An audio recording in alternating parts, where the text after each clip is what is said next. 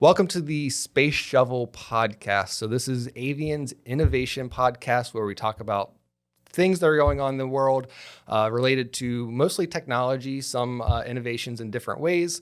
But I have Dan and Tyler with me today. Dan is our VP for Gross. That's not correct. VP for Innovation. And there's more to that, but I can't remember it. Strategic innovation. VP for strategic innovation. VP for strategic innovation. And Tyler, I don't know your exact title, but this is a good opportunity for you to explain that and give some background into what you do for the company. Yes. So right now I'm directly supporting a government customer as an operations manager for CUAS, so Counter Unmanned Systems. Gotcha. Cool. And your background, because of the topic of this episode, you've worked with LiDAR before, high-end LiDAR, which makes you the perfect guy to talk to some of the things that we're talking about today. Dan, this will be the one and only time that you need to explain your background, but go ahead and give us a little introduction about both what you do for the company and maybe a little bit about your background. I know it's quite extensive. So thank you, Ian. That's twice in the last 5 minutes you've called me old, using different ways of actually saying old. Experience. One, old. You've been around a long time. And two, have you gotten your COVID vaccine yet? No, I appreciate that. So for the company, one of my primary duties is Vice President of Strategic Innovations, and that is finding new ways and new places for the company to grow the business. Primarily AVIAN being a defense services company, primarily with the Naval Air Systems Command. Well, what else is out there? Well, it's a big world. What can we do to find new opportunities for company growth, things that are interesting and sort of outside the mainstream of what we've been doing? Prior to that, 34-year career as a civil servant, with my last gig being in the Pentagon. I was the Deputy Assistant Secretary of the Navy for Air and Ground Programs. Pretty interesting job, saw a lot of stuff, got to experience a lot of things. In that job, I got to meet a lot of interesting people, make a lot of connections, so it was pretty cool. Before that, worked at NavAir, head of the cost department, and before that, head of the Aviation Readiness and Resources Group. And if you go far enough back in my career, somewhere you can find that I was an aerospace engineer. So he should have had his COVID shot by now. Yeah. Right. I didn't actually know that you were an aerospace engineer, so that's cool to learn today. Yeah. University of Michigan, at the time, number 2 aerospace engineering school in the country. Who was number 1? MIT. Oh, that makes sense. They win. They do some pretty good stuff there. All right, so let's talk about LiDAR. This episode, we are talking about specifically the LiDAR that's in a lot of people's pockets now in the Apple phone. Very different than the high-end LiDAR that Tyler has worked with in the past, but I think there would be some cool differences there. Where do you want to start with this? So I know a little bit of information about this. It's basically LiDAR, and Tyler, you may know the history more than I do, but LiDAR is pretty old technology. It was invented around the same time as lasers. It's just becoming more prevalent, cheaper probably to manufacture now, and we're seeing it because Apple is putting it in their devices for different augmented reality applications and some measurement and accuracy tools. Yeah, it's not a new technology. No. It's been used, especially in the surveying and mapping world.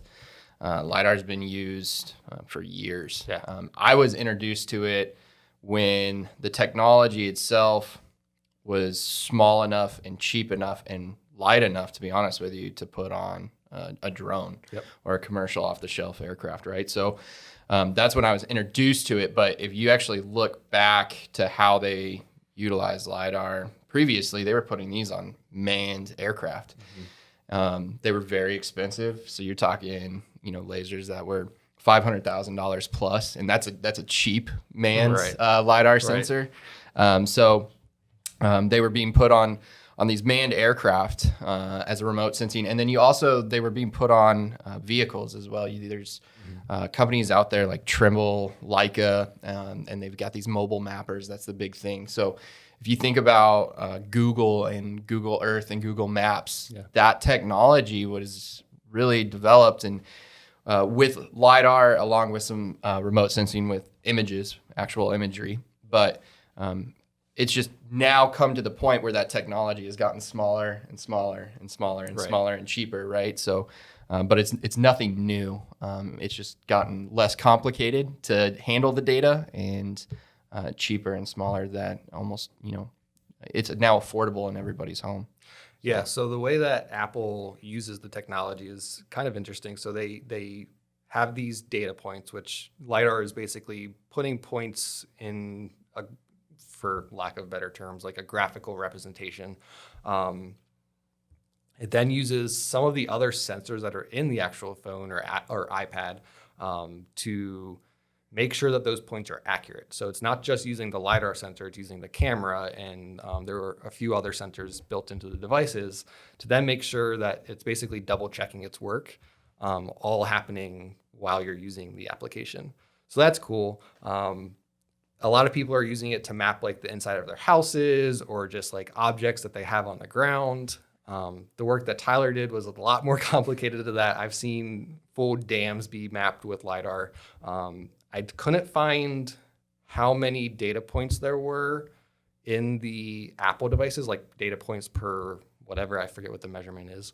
But I saw and you can correct me if I'm wrong, we have used in the past the Phoenix LiDAR system, is that right? So we had the Phoenix LiDAR system.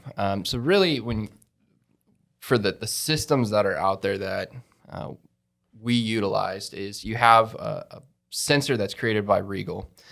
And Regal creates the sensor. Okay. And so they actually have the laser and all of that. What happens is you have other companies that have taken that sensor and integrated all that extra stuff you need to make sure that the accuracy is there, right, and the software, how you gather that data is there.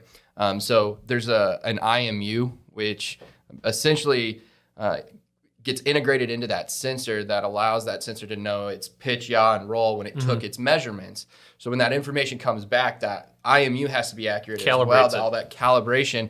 Otherwise, your data is going to be corrupt or it's going to be off, right, when you get that. So what Phoenix does is Phoenix takes the sensor from Regal, which is one of the highest end sensors, at least for unmanned systems right now, and they integrate an IMU, and you can actually pay for different IMUs. You can get an upgraded IMU or a downgraded IMU, depending on what your pocketbook's willing to put out there, right? And how accurate you want to be. And how accurate your data needs to be, really, and what you're trying to achieve within your goals. Because sometimes you don't need the sub-centimeter accuracy within your data, and a couple centimeters is good, or a foot is good in some cases, right? So it really kind of depends what you're going after. So Phoenix takes all of that information, puts it into kind of a one-stop shop, and they have the software and everything to be able to collect that data from. So that's what we were utilizing, was that Phoenix suite of the system overall. Yeah, and like I said, the data maps that I've seen from that system are impressive. It almost looks like a painting of a landscape or whatever you're mapping at the time. So that's a lot about the basics of LiDAR. Right. I don't want to focus too much on that. What types of so I want to jump into limitations and also maybe like use cases for the phone, and then how that compares to use cases for like the high-end stuff. So which one would you like to go for? Well, let's jump into the phone, because what's the title of the podcast? So there's a LiDAR in your pocket? LiDAR in your pocket. Yep. Right. So in I guess my perspective is it's cool that they put this into the iPhone, but we're still just scratching the surface of what it could turn into. Because right now it's mostly used for people that want to, like you said, Ian, take a 3D rendering of their house and see what the chair looks like in the corner, right? And augmented reality.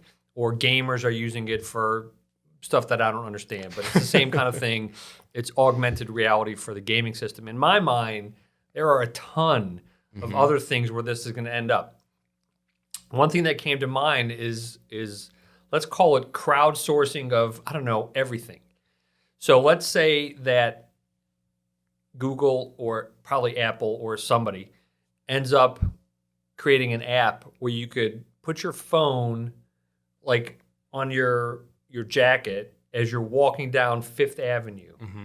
And then it automatically uploads Fifth Avenue in New York City up to a cloud. And let's say 20 people do that. There's some type of AI that sorts through everything. And suddenly you now have a near perfect 3D reality of Fifth Avenue. And now let's say somebody else goes, hey, I think I'd like to take my Peloton down Fifth Avenue. And you suddenly can take your Peloton down Fifth Avenue and you're in that virtual world. And eventually you can see it being Fifth Avenue, Park Avenue, the East River, the Hudson River, Chicago, LA. And in my mind, I see like a bad pun, virus spreading across the country. And you could see that this crowdsourced 3D augmented reality, virtual reality of, I don't know, everywhere. Right. That you could then tap into. And then once you have that sort of baseline of augmented reality everywhere, you could use it for a lot of different things. You could use it for architecture. You could use it for finding things that aren't there that used to be there. Or if you're looking for something, you could see, hey, it used to look like this, now it looks like that. And maybe they use it for search and rescue. I don't know. If somebody, let's say you're doing the Appalachian Trail. You know, somebody's going to walk the length of the Appalachian Trail with the LiDAR on their jacket, and you have the entirety of the Appalachian Trail. I don't know, maybe use it for environmental purposes. I don't know. In my mind, once people get a hold of this and start using it in small spaces and it gets crowdsourced, it's going to be a little bit scary, at least to this old guy. Well, the big thing to kind of play off of that is the accuracy that LiDAR gives in the data. So when you talk about that crowdsourcing, so you can go on Google Earth right now, right, or Google Maps, and you can do that like street view, which kind of gives you, and they're utilizing that with images right now. But if you're able to now have essentially a pretty accurate within a couple inches of measurements. So now when you talk about architecture or just the accuracy of trails themselves, like you talked about the Appalachian Trail, you can measure now distances. If you're trying to put when we come to free funded sources like Google, if I'm trying to plan my kid's birthday in the park and I want to know, can that jumpy castle fit? Right. I can now actually go in and take measurements, like the measurement tool on Google Earth, right? Yeah. And you can zoom all the way in, and now you can get pretty accurate measurements of smaller spaces. Hey, Space Shovel watchers, thank you for taking the time to watch this video. If you have an extra second, hit that like button, hit the subscribe button, stay up to date on the Work Awesome Network on everything that's going on. If you want to learn more about the company behind the Work Awesome Network and behind the Space Shovel podcast, jump over to avian.com, AVIAN.com, to learn about the company, to learn about the work that we do, and just to get a little bit more background information on the type of company that we are. Again, thank you for taking the time to watch this video. If you want to stay up to date on everything going on in the Work Awesome Network, please jump over to any social media site that you consume content on: Facebook, Instagram, LinkedIn. We're basically on all of them under Work Awesome Network. That's the place to get the latest updates, the latest blog posts, the latest information on everything going on Work Awesome related. Now back to this episode. To be able to make those type I'll, of decisions. I'll drop another one on you, and I'll maybe even bet $1 that 5 years from now, when you go to the doctor, they're going to do a LiDAR scan of you and, like, say, your teeth, right? And so that if ever something goes tragically wrong and they need to lop off a limb from you, you now have this 3D model that they could theoretically 3D print you a limb that was just like the limb that you had when they took that model of you with, the doctor pulls out his iPhone, says, hold still for a minute, and he goes around you. Okay, you're good. We got you. And then you're in the database. There's all sorts of crazy stuff, crazy to me, all sorts of stuff that can happen once you have a virtual or augmented reality of the real thing. Yeah, and beyond just a room and does the flower chair look good in the corner? Right. As we mentioned earlier, this technology is not new. So it's already being utilized, but what you're doing is it's now cheap enough and small enough that you're giving it to every user. So for example, like in a building, when we think about if I wanted to scan an office space for architectural or design purposes, there's a way of doing that. So, and even on construction sites, there's a way of doing that. They call it TLS, which is terrestrial laser scanning. So but these systems, TLS scanners from whether it's the Faro system or a Trimble system or a Topcon system, they're expensive. You're talking in the $50,000 plus range, and 50,000 is a pretty low number for one of those systems. But now you're able to give somebody that tool for $1,000, and now everybody has that tool to be able to have those quick decisions. Yeah. The thing that came up into mind, and I know TLS is being utilized heavily in this area already, but it's now you could essentially give it to every detective or investigator, is crime scene recreation, crime accident recreation. So what happens right now is when they have a major accident on a highway where somebody normally ends up losing their life, they have to do it for court purposes and everything else. They have to do an accident scene recreation. And so some departments have the ability to have a TLS scanner or something like that to be able to bring out to scan the area. So now they have that 3D model, but now you can do it. Now it's like 3 dudes with their phones. Correct. Like going out and doing that. And if you think about just the court system, when you can now, you have and I go gruesome, but you have a murder scene, right? Mm-hmm. And now you can essentially bring that murder scene up and have accurate measurements. And bring that in a 3-dimensional way into a courtroom. It's right. So, absolutely incredible. So Tyler, that's another great one. So you follow the chronology, right? 20 years ago, maybe 25, they had a person with a camera that had film in it. Right. Yeah. Okay. And they had to then develop the pictures from the film. Then it was a person with the camera, and it was digital, and they could take significantly more pictures, and they were more accurate, et cetera. Correct. And then now they probably video them. But what you're saying is they would create the 3-dimensional virtual reality of that scene, and then probably the next step is once they have that, they can maybe play it backwards and show what actually happened. Mm-hmm. Absolutely. Going forward. So, yeah, it's pretty cool. All right, write that one down. Yeah. Selling LiDAR to police departments. I think there's a lot to unpack in what you just said. There's the LiDAR, obviously, but there's augmented reality. There's machine learning to stitch all from the Fifth Avenue example to stitch all those pieces together. Someone writes a program, stitches it all together with machine learning, you'll have a perfect picture eventually.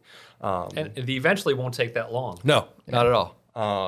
There were other points that I can't remember now, but there was a ton. The other use case for that Fifth Avenue example, video games. People are using these LiDAR scans as 3D models to put into video games. So now you think about I don't know, Dan, if you know this one, Grand Theft Auto. Yes, thank you. Where you're trying to make realistic scenes in cities, they can literally make New York City the way that it is supposed to look. So there's definitely and continually update it. Yes. Right. So that's the key, as right the next person is walking down the street and somebody begins construction on building X, and then 2 weeks later or a day later, whenever the next person goes up, and you can actually watch the construction of that building. So if I'm on my non-existent Peloton and I'm going through on the 1st of April and I'm going down Fifth Avenue, and then I'm on my non-existent Peloton 3 months later, and suddenly there's a new building or a refurbished building, well, it's updated because it's updated daily.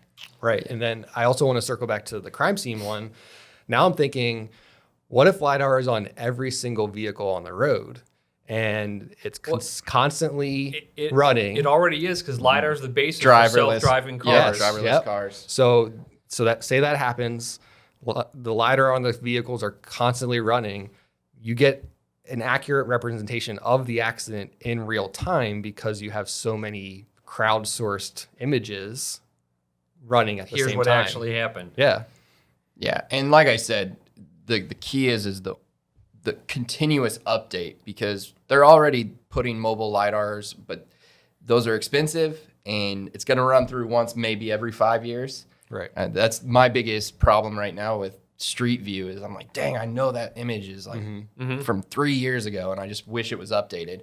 And that's the key, is it's that real-time crowdsourcing type application. So the question that we probably can't answer is how, quote, good is the LiDAR on today's iPhone Right. versus the LiDAR that was on the first self-driving car. Yeah. Now, which one's better? I don't know.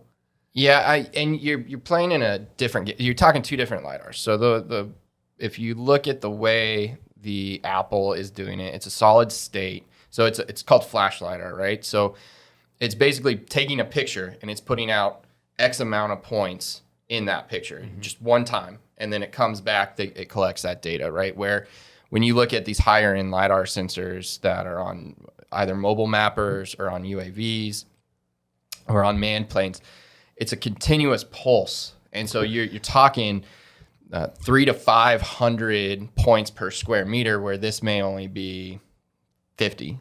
That's a function of power available, right? Yeah, and so that's what we're talking about. Is you're kind of playing. So the what was on the driverless car had that ability. I would almost go to what if we look at the first LiDAR in history, okay, compared to what's on this iPhone, is how do those compare, right? Because I'll guarantee they're probably pretty similar. Yeah.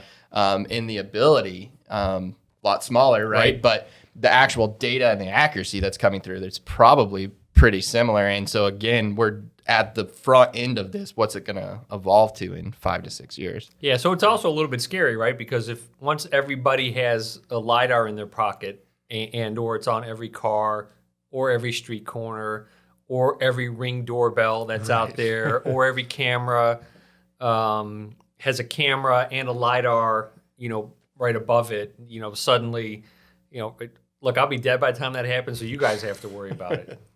Yeah, definitely. And I mean, you can just kind of think about the scary scenarios where it's always, what if it gets in the wrong hands?